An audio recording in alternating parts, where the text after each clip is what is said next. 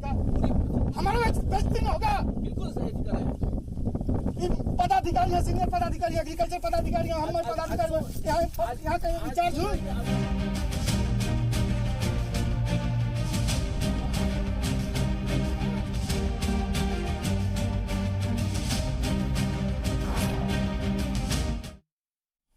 Break के बाद चर्चा में आगे बढ़ेंगे। हमारे साथ माधव आनंद साहब लगातार जुड़े हैं। माधव आनंद साहब, अब से कुछ देर पहले जब हम सुन रहे थे अफजल अब्बास साहब को, तो उन्होंने तो साफ तौर पर कह दिया कि जो वीडियो है वो एडिटेड नहीं है, ऑथेंटिक है वो वीडियो। साथ ही साथ वो ये भी कह रहे हैं कि जल्द कार्रवाई की जाएगी। ये कहने भर मात्र से क्या उनकी जिम्मेदारी खत्म हो जाती है?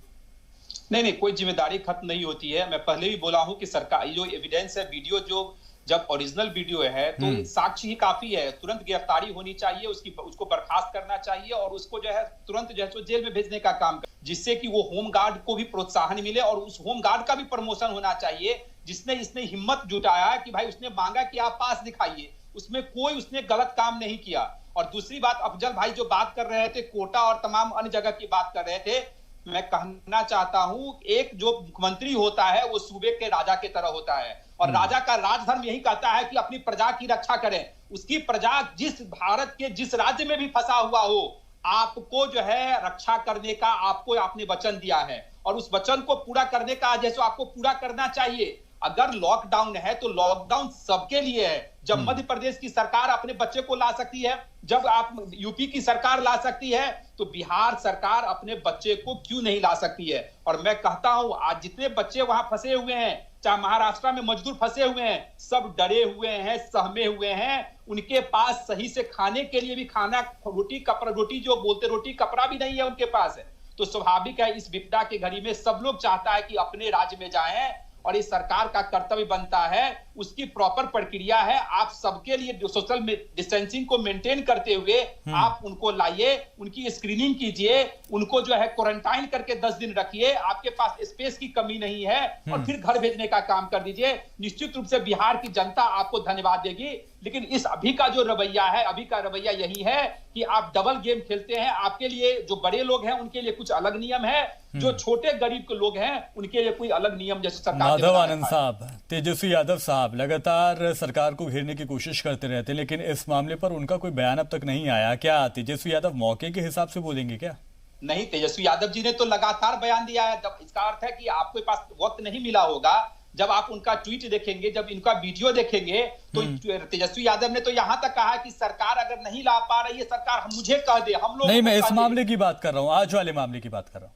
नहीं, आज के मामले में निश्चित रूप से आरजेडी से लेके कांग्रेस से लेके मेरा ही बयान आया। प्रधान महासचिव होने के नाते कांग्रेस ने भी मांग किया, मांझी जी ने भी, जो जीतन राम मांझी जी की पार्टी, उन्होंने भी मांग किया है, आरजेडी ने भी मांग किया है। तो हर जगह हर लोग तरफ से मांग आया है। इस घटना को कौन जो है कौन घटना की निंदा नहीं करेगा, ये बताइए। सरकार के लोग भी जब निंदा कर रहे हैं, सरकार के महकमे भी कह रहे हैं कि ये संसार करने वाली घटना है, तो जब सबने यही माना है कि संसार करने वाली माधव आनंद जी, जो अररिया के एसडीपीओ हैं उनका एक अजीब सा बयान आया है, जराये के हवाले से मुझे ये खबर मिली है। उन्होंने कहा कि होमगार्ड को ऐसा करने के लिए कहा नहीं गया था, बल्कि वो इतना खौफजदा था, इतना दहशतजदा था, इतना डर गया कि वो खुद से ही उठक बैठक करने लगा।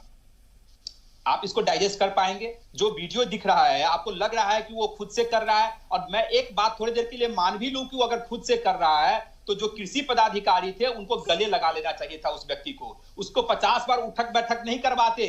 आप वीडियो देख लीजिए, वीडियो आपके चैनल पे भी हम लोग मैं लगातार देख रहा हूं, कहीं भी वो वीडियो ऐसा नजर आ रहा है कि कोई व्यक्ति काउंट भी कर रहा है कि कितनी बार उठक बैठक कर रहा है।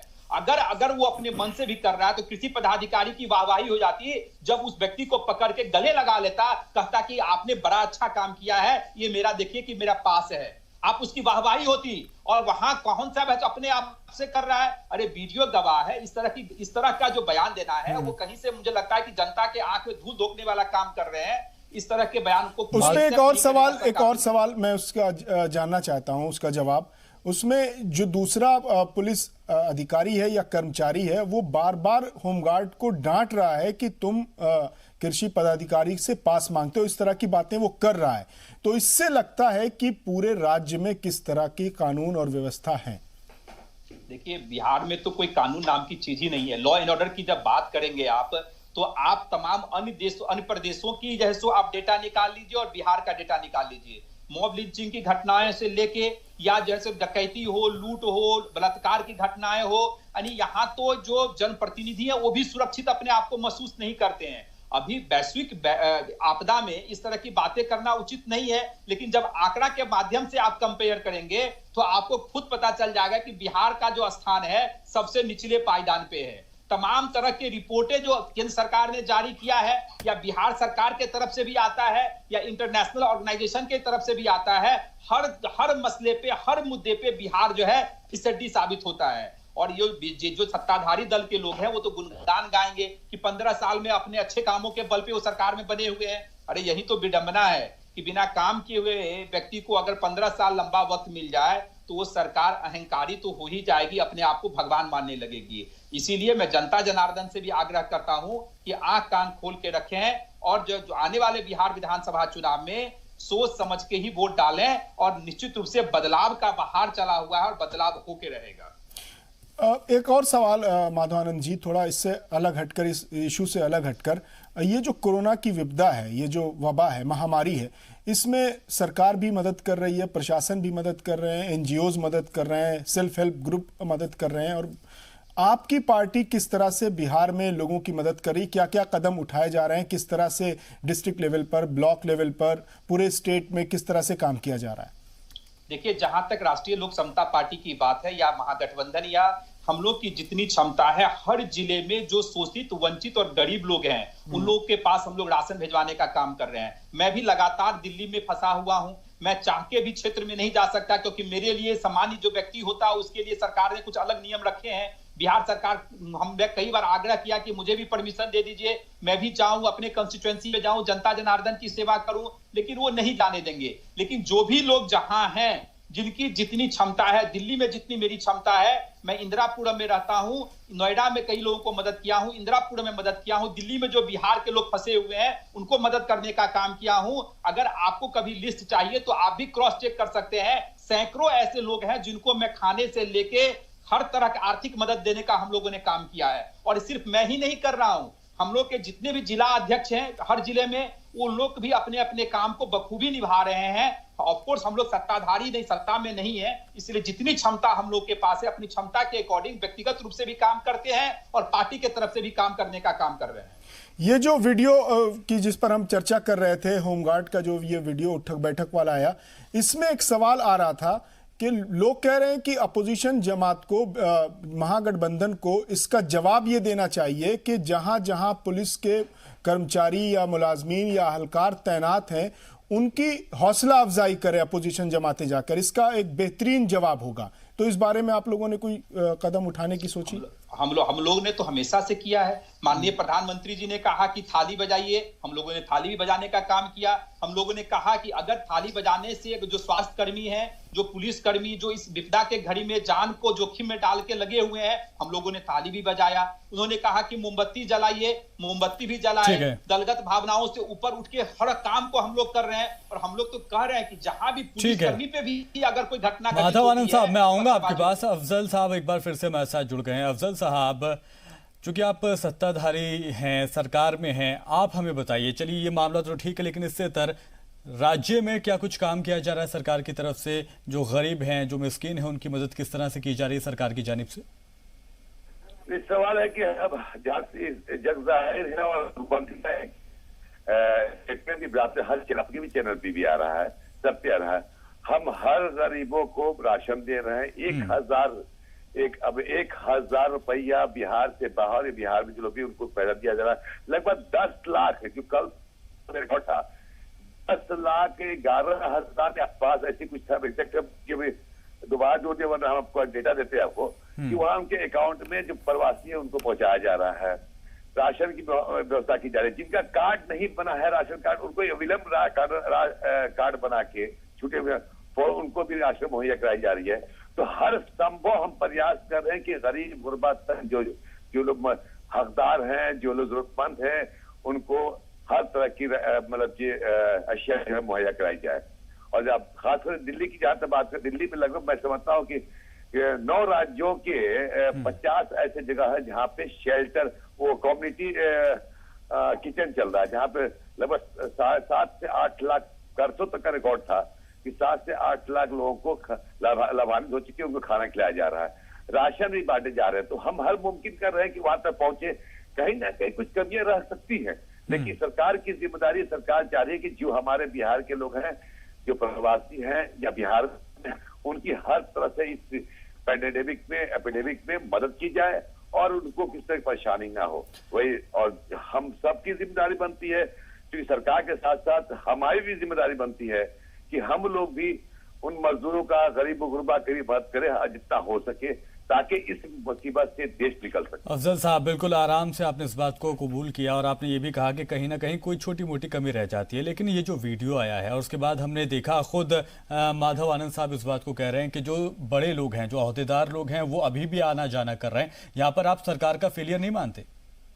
देखिए, मैं दिल्ली में हूँ, ज्यादा सवाल है, मैं बिहार में हूँ नहीं रहा, लेकिन जिम्मेदारी तो सर आपकी बनती है ना। जो कुछ आप लोग टीवी चैनल के माध्यम से और सोशल मीडिया के वजह से अगर कोई भी इससे गलत कर रहा, मैं अपने घर की बात बता रहा हूँ। मुझे इमरजेंसी में मेरे घर में लोग बीमार पड़े थे, सीवान से पटना मेरी अपनी सगी भांजी को भेजना था, बीमार थी, उसके लिए परमिशन लेके मैंने भेजवाया है। तो मैं समझता हूँ कि कुछ चीजें तो मतलब रिजर्वेशन मिलता है इमरजेंसी पास के लिए, और कुछ तो गलत यूज कर रहे हैं तो उसको भुगतभोगी होंगे। उनकी गाड़ी को सस्पेंड करना चाहिए, जो रूल है, जो पनिशमेंट है, उनको मिलना चाहिए, चाहे अब्दुल अब्बास हो या कोई हो। तो लोग ये इसी पर तो सवाल उठा रहे हैं कि जो सत्ता के करीब लोग हैं उनको तरजीह दी जा रही है। राजा का धर्म होता है कि वो प्रजा को बराबर से देखे, लेकिन बिहार में इस तरह की जो घटनाएं हो रही हैं, सवाल उठ रहे हैं। हालांकि ये जो हालात इस वक्त हैं मुल्क के, उसमें सियासत नहीं होनी चाहिए, ऐसे कदम नहीं उठाए जाने चाहिए जिससे अपोजिशन जमातों को सवाल करने का मौका मिले, सियासत करने का मौका मिले। लेकिन जैसे अभी आपने मिसाल दी, बिल्कुल इसी तरह की मिसालें अपोजिशन जमातें लेकर बैठी हुई हैं कि जो सत्ताधारी लोग हैं, सत्ता के करीब लोग हैं, उनको सूबे में, रियासत में, प्रदेश में तरजीह दी जा रही है। नहीं, अगर वो कोई जेन्युइन कॉज हो गए तो जाहिर सी बात उस कॉज के आधार पर पास देने की प्रक्रिया है। देखिए, अगर स्टेट से बाहर जाने के लिए अगर है पास तो अलग दे रहा है, ब्लॉक के अंदर है तो विद इन द ब्लॉक जो है वीडियो दे रहे हैं, ब्लॉक से ऊपर जाना है, डिस्ट्रिक्ट अलग है तो पास जो है उसके लिए एसडीएम का दिया, फिर डीएम का है या एडीएम का, इस तरह से कैटेगरी बनाया गया है। तो लेकिन वो बहुत ही जब मतलब विशेष परिस्थिति में आम लोगों को पास नहीं मिल रहा है, जो चाहे पास लेके घूमता रहे, उसका भी अब राशन लाने के लिए है, जो भी सरकारी सामान मुहैया करे ट्रांसपोर्टेशन के लिए है तो पास देना ही पड़ेगा।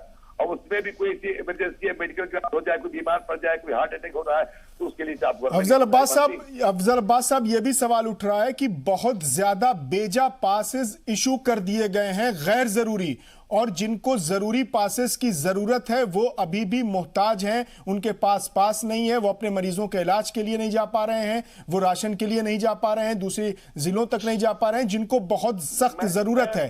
मैं समझता हूं कि जहां से बात करें कि मैंने कहा ना कि इस परिस्थिति में, इस विकट परिस्थिति में, ये संकट की घड़ी में सरकार जितना कुछ करना चाहिए कुछ करी कि हाँ कहीं ना कहीं चूक हो सकती है। भाई मैं ईमानदार हूं ना, इस बात को एडमिट कर रहा हूं। और एक ये जो पॉलिसी बनती है, इम्प्लीमेंटेशन स्टाफ करता है, प्रशासन करता है।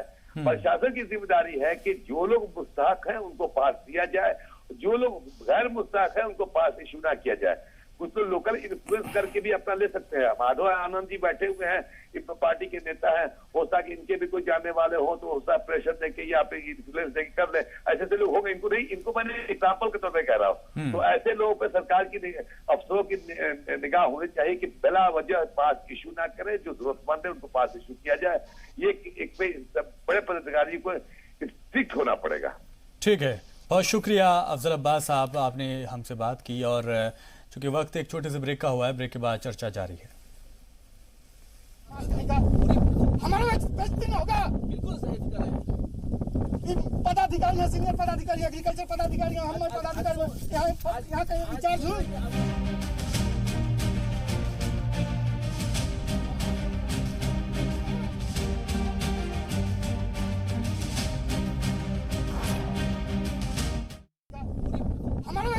होगा, बिल्कुल सही पदाधिकारी है, सीनियर पदाधिकारी, एग्रीकल्चर पदाधिकारी, हम पदाधिकारी यहाँ कहीं इंचार्ज हुए।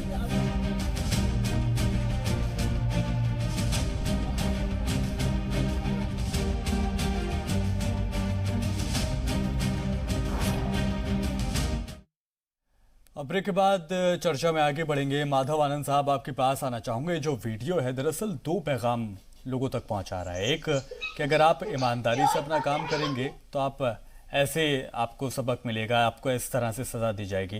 दूसरा पैगाम ये देने की कोशिश की जा रही है कि अगर आप मेहनत से काम करेंगे, यही नहीं है, आप अगर देखते हैं कि एक छोटा सा इलाका वहाँ रहते हैं, लेकिन सोशल मीडिया की ताकत भी यहाँ पर दिखाई दी है। वीडियो जिस तरह से वायरल हुआ है, अब कहीं ना कहीं ऐसा नहीं लगता ये जो होमगार्ड के साथ हुआ है उसको नवाजना भी चाहिए, जिन्होंने इस तरह से काम किया। खुद इस बात को हमने देखा कि आरजेडी के जो लीडर थे वो भी कह रहे थे कि उनको नवाजना चाहिए।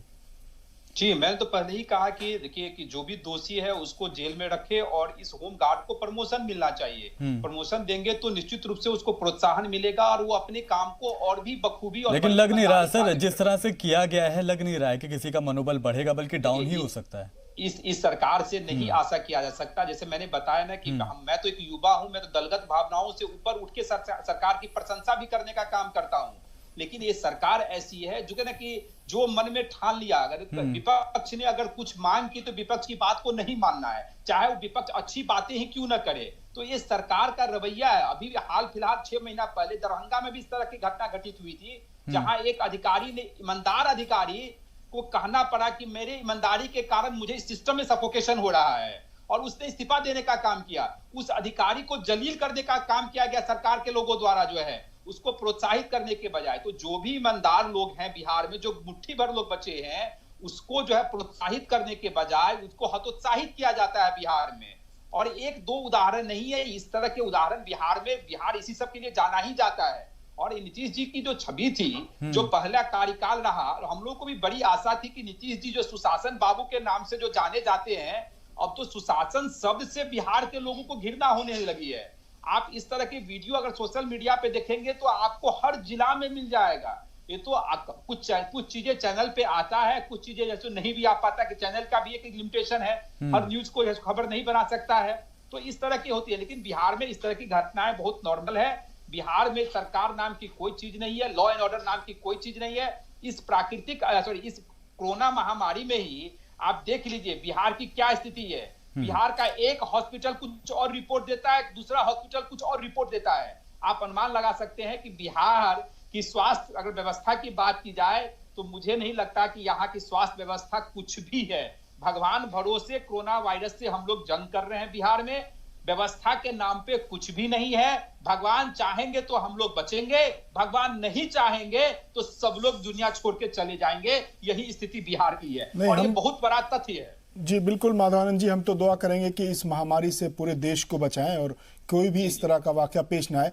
माधव आनंद जी, एक सवाल और उठ रहा है, लोग उठा रहे हैं कि ये जो घटना घटी है, ये कैसे इसको तय किया जाए कि अभी महामारी चल रही है, कोरोना के दौरान लॉकडाउन चल रहा है, तो कैसे इसको तय किया जाए कि इस तरह की घटना रिपीट ना हो, दोबारा ना हो? किस तरह की सजा दी जाए, किस तरह की तैयारी की जाए, किस स्तर पर तैयारी की जाए कि इस तरह की घटना अब दोबारा कम से कम लॉकडाउन के दौरान ना हो? देखिए, उसके पीछे उसका एक ही हो सकता है कि आप खौफ पैदा कीजिए। जितने भी बड़े अधिकारी हैं, जो रसूख वाले हैं, ऐसे अधिकारियों को लगना चाहिए कि अगर उनसे भी गलती हुई है तो सरकार उनको नहीं छोड़ेगी।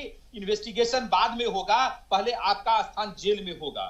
अगर इस तरह का अगर मिसाल सरकार अगर पेश करती है, मुझे लगता है कि जो बड़े बड़े अधिकारी भी हैं उनकी भी हिम्मत अब नहीं होगी। लेकिन यहाँ देखिए, यहाँ सरकार ने नहीं किया। जो जेडीयू के प्रवक्ता आपके चैनल पे भी बोल रहे थे कि कुछ क्षणों में, अरे कुछ नहीं होने वाला है। मैं भी जानता हूं कि बिहार सरकार क्या करेगी। नहीं, उन्हीं के पास चलते हैं। माधव आनंद साहब, अफजल अब्बास साहब जुड़े हुए हैं हमारे साथ। आपसे जानना चाहेंगे अफजल अब्बास साहब, क्या सख्त सजा दी जाएगी जो आम लोगों तक मैसेज पहुंचे कि अगर आप किसी अफसर के साथ इस तरह का दुर्व्यवहार करते हैं तो आपको कड़ी सजा मिलेगी? किस तरह की सजा देने की तैयारी कर रही है सरकार? देखिए, जहां तक सजा देने की बात है, हम तो कोई इसमें जज नहीं है, न मंत्री नहीं है, न कानून का विशेषज्ञ है। लेकिन जो कानून के दायरे में जो इस का काम किया उन्होंने, जो है उसके चलते जो सजा मिलनी चाहिए वो मिलना चाहिए, जो होनी चाहिए। मैं समझता हूँ कि सबसे पहले तो उनको सस्पेंड किया जाए, और जब सस्पेंशन है उसके बाद जो अभी जो भी धारा लगती है हम नहीं जानते इसके बारे में, लेकिन सरकार के संज्ञान में आने के बाद कानूनी दायरे के अंतर्गत जो मैक्सिमम सजा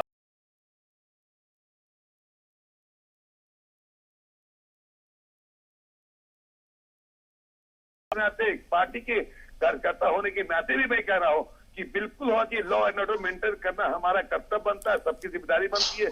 अदरवाइज सबका मनोबल बढ़ता जाएगा और यही सब लोग ऐसे हर पदाधिकारी करेंगे और फिर कोई पूछने वाला नहीं रहेगा और लॉकडाउन का कोई मतलब नहीं रहता है। और सिर्फ लॉकडाउन ही नहीं, भविष्य में कोई ऐसी कोई हरकत ना करे या कोई इसकी हिमाकत ना करे कि हम जो अपने से छोटे पदाधिकारी के पे जुल्म सितम ना करें, वो भी इस तरह का एक एक्शन होना चाहिए जो मैं समझता हूं कि देखने को हम लोग को मिलेगा। जी, तो कह सकते हैं माधव आनंद साहब वो तो कह रहे हैं, हालांकि उनको नहीं पता है कि किस तरह से सजा दी जाए, लेकिन सस्पेंड करने की बात तो कर ही रहे हैं। जी, वही मैं कह रहा हूं कि देखिए बहुत देर से अगर कोई आप स्टेप लेते हैं तो उस कार्रवाई का भी कोई मतलब नहीं रह जाता है। आप स्टेप जो है ना तुरंत लेना चाहिए, त्वरित कार्रवाई करेंगे। जो आपने क्वेश्चन पूछा कि आखिर सरकार को ऐसा क्या करना चाहिए कि लोग दोबारा इस तरह की घटना घटित नहीं हो, तो आपको प्रॉम्प्ट डिसीजन लेना पड़ेगा। जब प्रॉम्प्ट डिसीजन लेंगे तो बड़े अधिकारी, चाहे मैं भी एक लीडर हूं, अगर मेरे में भी खौफ तभी पैदा होगा जब मैं इस तरह का कोई एक्शन सरकार का देखूंगा। जब आप एक्शन नहीं लेंगे, एक कहावत है ना कि delay justice is denied justice है, उसी तरह एक्शन पे भी लागू होता है। अगर आप एक्शन अगर लेट से लेते हैं तो उस एक्शन का कोई मायने नहीं रहता है। जब आपके सब लोग मान रहे हैं कि ये वीडियो एक बहुत बड़ा साक्ष्य है, वीडियो ओरिजिनल है, तो फिर इन्वेस्टिगेशन बाद में भी हो सकता है। उस जो भी अधिकारी था उस अधिकारी को तुरंत सस्पेंड करके, सस्पेंड तो किया जा सकता था, आप जेल में बंद नहीं करते, आप एफआईआर बाद में करते, लेकिन उनको सस्पेंड तो किया जा सकता था, लेकिन सस्पेंड भी अभी तक नहीं हुए हैं वो। बिल्कुल, और ये जो मामला है वाकई एक तरह से बताता है कि बिहार में जिस तरह से सुशासन बाबू यानी कि नीतीश कुमार दावे करते हैं कि वहाँ पर पूरी तरह से सब कुछ ठीक चल रहा है, लेकिन क्या कुछ वीडियो में दिखाई दे रहा है उसके बाद पोल खुलती हुई नीतीश सरकार की दिखाई दे रही है। आप सभी ने हमसे बात की, बहुत शुक्रिया हमारे साथ जुड़े माधव आनंद साहब, बहुत शुक्रिया आपका। अफजल अब्बास साहब, आपने भी अपना पक्ष यहाँ पर रखा, साथ ही साथ स्टूडियो में मेरे साथ मौजूद थे सैयद अब्बास मेहंदी साहब। आप तमाम साथियों का, तमाम लीडरान का जुड़ने के लिए बहुत बहुत शुक्रिया। आज का मुद्दा में फिलहाल के लिए इतना ही।